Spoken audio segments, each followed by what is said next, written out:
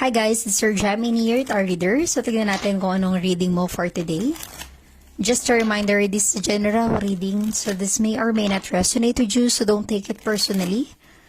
This is just a guide. This is also a timeless reading. So kung panood mo ito sa ibang panahon at ibang pagkakataon, possible na nakatadhanang mapanood mo ang reading na ito.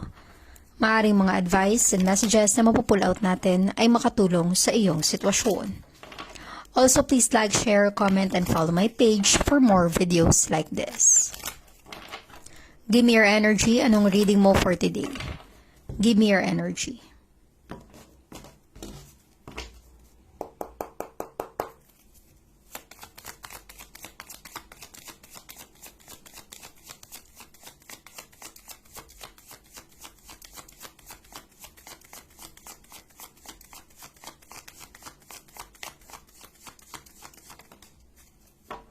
Okay. You have here Two of Wands, a fire sign. Maaaring ikaw ay fire sign energy, Aries, Leo, Sagittarius, or posibleng connected ka with a fire sign energy. Posibleng may letter B sa pangalan mo or sa pangalan ng person na involved sa'yo. Okay? So, Two of Wands, pursue your passion, pursue your goal. Okay? Ibig sabihin yan, para bang meron kang gustong gawin, gustong simulan, gustong i-pursue sa buhay mo.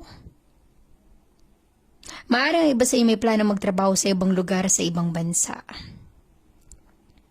As you can see, ang iba ay pinaplano pa lang, ang iba naman maaaring may pinaprocess na or ongoing na yung process ng application mo to work abroad or makapag ibang bansa.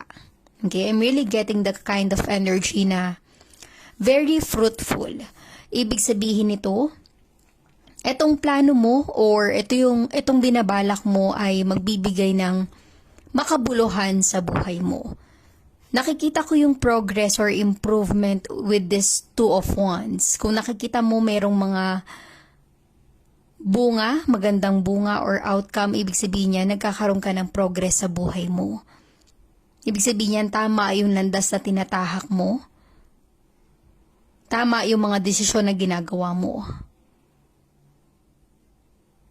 Two of Wands is some kind of energy na you also have to make a decision. Maaaring meron kang pinagpilian or pinag-isipan bago ka magkaroon ng final decision sa buhay. Hindi naging madali yung sitwasyon na pinagdaanan mo pero nakayanan mong ma-overcome. Okay? Nafe-feel ko na finally, yung mga pinaghirapan mo sa buhay, nakikita mo na yung magandang outcome o resulta.